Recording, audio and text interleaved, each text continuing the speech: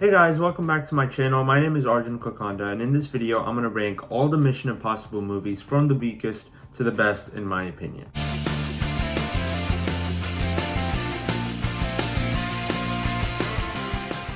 Before I get started with my ranking, guys, let me know down in the comments, how would you rank all the Mission Impossible movies from the weakest to the best in your opinion? And where would Mission Impossible Dead Reckoning land in your ranking? Now, I know this is a franchise that most of the movies people really enjoy. I really enjoy most of them too. So obviously there's going to be a lot of variation between the rankings because all the movies are pretty good. So I think it'd be really interesting to check out everyone else's rankings. So let me know down in the comments, how would you rank all the Mission Impossible movies? With that said, I'm gonna get started with my ranking. And at last place for me, pretty easily, is Mission Impossible 2. This is the only Mission Impossible movie I watched and went, I didn't like that one. And not to say that all the other ones are great, but I think this is the only one that I wouldn't say is good. Now, it's not completely horrible either. There's still a lot of cool moments throughout this movie. But on a story level, on a character level, none of the characters are very interesting to me. And the villain in this movie I found to be very annoying. And the love interest, I think her name was Naya. She was another character where I just kind of watched the movie and I just don't know if I'm very invested in what's going on with this character. And even Ethan Hunt as a character in this movie, I just don't think was very interesting. Ethan Hunt, even though he's someone with a very straightforward personality, there's a lot of character moments throughout a lot of this franchise, especially as you go into some of the later films.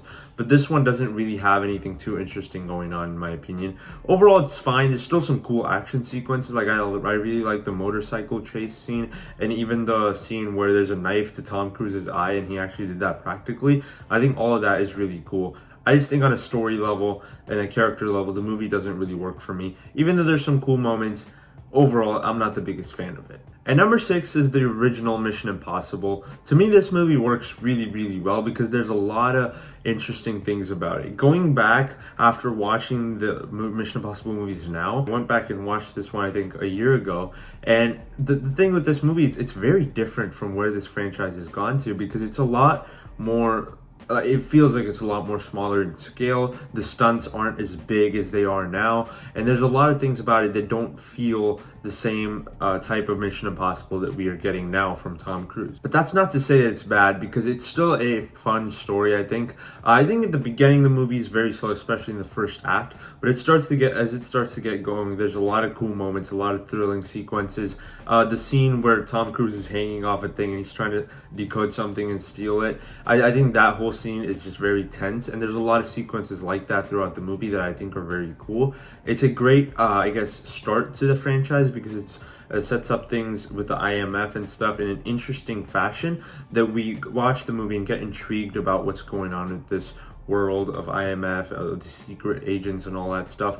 Even though it doesn't get into the spy stuff as much as the later movies do, I still think it works really well on its own terms. And it also ends on a really cool note with the train fight scene. I think it's really cool. And I did kind of like the nod to that in Dead Reckoning Part 1 too. So it's a good movie. I don't think it's particularly great, but I really enjoy it, and it's quite underrated in a few ways. And number 5 is Mission Impossible Rogue Nation. To me, this is probably the most weird I feel about a Mission Impossible movie because this is one that I don't have any particularly strong feelings about. I think it's really good. I think it's a really good movie overall, but to me it doesn't stand out like the other ones do. Even the ones below, in their own way, they kind of stand out because they're somewhat different from the rest of the franchise. This is one that, to me, this movie kind of just blends in with Ghost Protocol and Fallout, and the reason for that is it's a very good precursor to Fallout, and it's also a really good kind of sequel to Ghost Protocol because it continues elements from that movie and then sets things up for Fallout in a very interesting ways.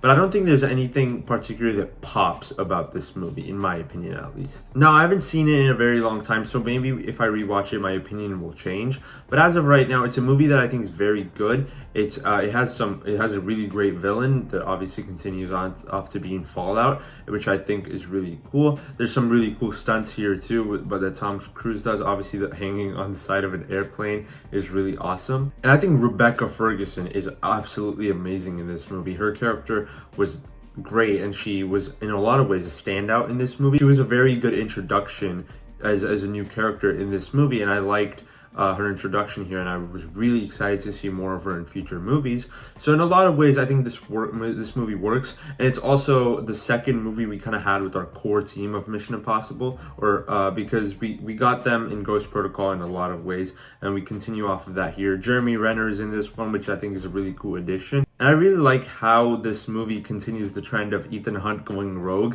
and then they joke about that in future movies. So I really like that in this movie, and I think there's a lot of things that work well, but I don't think it particularly stands out, which is why it's lower than some of the other ones above. And number 4 is Mission Impossible 3, possibly the most underrated of the Mission movies. And why I say that is that this is a movie that I watched and went, this is great. Like, on a story level, this is great. I think on a straight up story level, and as far as stakes go, this is probably the highest they've been. And not because it's like we're destroying the world, where we have nukes being launched, we have an AI gone rogue. It's none of that. It's none of that big stuff. It's very personal because Ethan Hunt is looking for his wife in this movie, trying to save his wife. And that, I think, is a lot more personal, and that adds a layer to the character of Ethan Hunt that I think works really, really well. And I think that connects us to Ethan in a way that's very interesting and also very different from the other Mission Impossible movies, because even as you go into the later movies here, they're all going bigger, but there's not too much personal stuff going on other than when you get into Fallout. So I think that's kind of different in this one, because it's a lot more personal on a story level, and the only one that kind of gets close to that is Mission Impossible Fallout. So I think that's something that's very different about this movie. Now, on an action level, there's not too many sequences that stand out. I really like the highway scene, though. It's very thrilling to watch. And there's a lot of cool shootout sequences, but I don't think there's any big stunt that Tom Cruise does. Obviously, like, swings from building to another building. I don't think that's practical, though, so maybe it is. If it is, that is really cool, but I don't think it is in this movie. But I think there's a lot of cool moments throughout. There's action sequences, there's some cool set pieces, but it's really the story for me in this movie that puts it as high as it is. Before I get into my top 3, let me know down in the comments again, guys, how would you rank all the Mission Impossible movies? If you've been enjoying this video, be sure to hit the like button and subscribe to my channel for more videos like this. I'll also leave links to my social media down below in the comments, so go follow me on different stuff like Instagram, TikTok. I really appreciate the support. And then with that said, let's continue. And number 3 is Mission Impossible Dead Reckoning Part 1. Now, this is probably the most frustrating movie on this list for me, because part of me wants to place it a lot higher, but I just can't. And the reason for that is there's so many things that are great about this movie. On a story level, the AI plotline I think works really well because it's something new for the franchise. It's not just nukes like it is in a lot of the other movies. It's different. And I really appreciated that in this movie. And it also has some really cool set pieces. As you go into the third act of this movie is arguably one of the best third acts I've seen in the last couple of years. The whole train sequence, it's very creative because it's not necessarily an actual traditional fight scene. It's something that our characters are trying to survive from, and it's a ton of fun to watch the whole train sequence. I think it's really cool. Obviously, you have the motorcycle stunt that a lot of people are talking about. That is one of the biggest stunts ever done in movie history. And I also really like the addition of Haley Atwell's character in this movie. I think she's really good. And a lot of the returning cast also works really well. Where I think this movie really lost me is Rebecca Ferguson's character, Ilsa. When she was introduced in Rogue Nation, I really loved her character, and she was a standout in a lot of ways, and she was also very important in Mission Impossible Fallout, so I really liked her character in both of those movies. And when you continue that into this one, it's just not well done at all. What they do with her character is honestly just really disappointing to me. I'm gonna go into a couple of spoilers right now, so if you've not seen the movie yet, skip over this segment where I talk about Dead Reckoning. Just go to my number 2 pick. I'll leave time codes in the description. With that said, I don't like the way they treated Ilsa's character, and the death scene of her character was also really bad in my opinion. Like, they don't make a big deal out of it. It doesn't feel like an emotional scene. It has a terrible action scene right before it. Like, the fight scene between her and Gabriel is not good, and it's edited, sound mixed, very weird. And when she dies, it just didn't make an impact on me like I wanted it to, because she was a great character, and they really didn't give her much to do in this movie. And the way they killed her off too was very underwhelming. So I was very disappointed by what they did with her character. And there's also a couple of exposition scenes that I'm not the biggest fan of. And I think Gabriel as a villain was just not great. He's fine. He's not like terrible, but I wish there was more of a motivation given for his character, because I just didn't feel like I really cared about him as a villain. But like I said, there's a lot of things the movie does right. There's a lot of cool big set pieces. Even though the hand-to-hand combat action scenes for the most part didn't blow me away, there's still a lot of great set pieces, and there's a lot of great characters and some really cool moments throughout the movie. And I think that's what elevates this one for me. I do think that some of the choices that are made in the film hold us back from being at number 2 or number 1, but it's still a really great movie in my opinion. I think it really works. And number 2 is Mission Impossible Ghost Protocol. And for a lot of people, this is where the franchise really started to get going, and a lot of people started to get on board here with this movie, and then Rogue Nation, Fallout, and Dead Reckoning. This is, like I said, my first Mission Impossible movie other than Fallout when I saw it a while ago. But I think the reason this movie works so great is this is where Tom Cruise started to go into his phase of just doing insane stunts and doing insane things just to entertain his audience. And I think that works really well about this one. It's also just a great spy story. There's a lot of cool action sequences. I think, I'm pretty sure Brad Bird directed this one, and he just did a really good job of directing it. There's a lot of thrilling sequences. I think this movie has some of the best usage of the Mission Impossible tech, and it works really well. And obviously the Burj Khalifa scene is one of the best scenes in this franchise, and it's in my opinion, out of all the stunts that Tom Cruise has done, at least in the Mission Impossible franchise, that's probably the best one. Like him dangling outside of a building and actually climbing up the Burj Khalifa, the tallest building in the world. Like, you gotta be really insane to do something like that. And Tom Cruise actually did it. He went for it, and it worked really well in the context of the film. So I think it works really, really well. On a story level too, it's a really good movie. I think there's a lot of great spy stuff going on, espionage stuff. And as you go into the third act too, it's very fun to watch in a lot of ways when there's a fight scene in a parking lot. I also really like the short cameo appearance that Anil Kapoor has in this movie. I think he's really fun in his role. And in general, I just think this is where the Mission Impossible franchise started to get as big as it is now. And I think that's what really elevates this one for me. But obviously it's in a lot of ways, it's the Burj Khalifa scene and all those big set pieces, action sequences that really started to get going from this movie. But it's just a really great spy movie overall, so I really enjoy it. But at first place is Mission Impossible Fallout.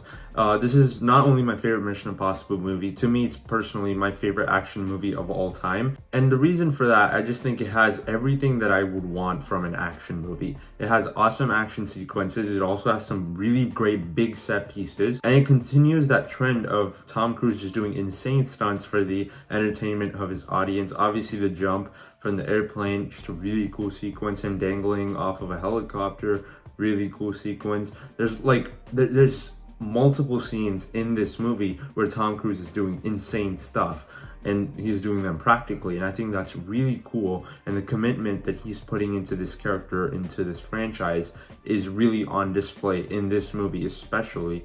Like I said, I also really like Rebecca Ferguson's character here. The rest of the side cast also works really well. And Henry Cavill is also a very interesting addition as a villain in this movie, and I think he's really cool. And it's a role that I don't think I've really seen Henry Cavill in a role like this before, so when I watched him in this movie, I think he was just great. And it's also a movie with really high stakes, and in a lot of ways it's also more personal compared to a lot of the Mission Impossible movies, other than probably the third one. It has a personal storyline going on, which I think kind of compels this to be at the top of the list, because it has a great story, it has a great personal arc for Ethan Hunt as a character. There's awesome action sequences, and one thing that really works about this movie too is that unlike a lot of the other Mission Impossible movies, even the hand-to-hand combat fight scenes are thrilling, they're a ton of fun to watch. The bathroom scene is obviously a very it's a scene that a lot of people talk about when it comes to this movie. I think the bathroom scene is a really cool fight scene. And even the final battle when Henry Cavill's character and Ethan Hunt are fighting, such a great sequence. There's a lot of great action sequences in this movie, and it also takes into account the hand-to-hand combat, and I think that works really well about this one. So to me, this movie takes everything that works about the Mission Impossible franchise and puts it all together. So that's why it's my favorite Mission Impossible movie, and also my favorite action movie of all time. So yeah, guys, that's my ranking of all the Mission Impossible movies. Like I said, let me know down in the comments, how would you rank all the Mission Impossible movies? If you enjoyed this video, be sure to hit the like button and subscribe to my channel for more videos like this. Follow me on my social media, specifically my Instagram, because it got hacked a while ago and I still don't have the same amount of followers that I used to have. Thank you for watching, and I'll see you in the next one. Bye.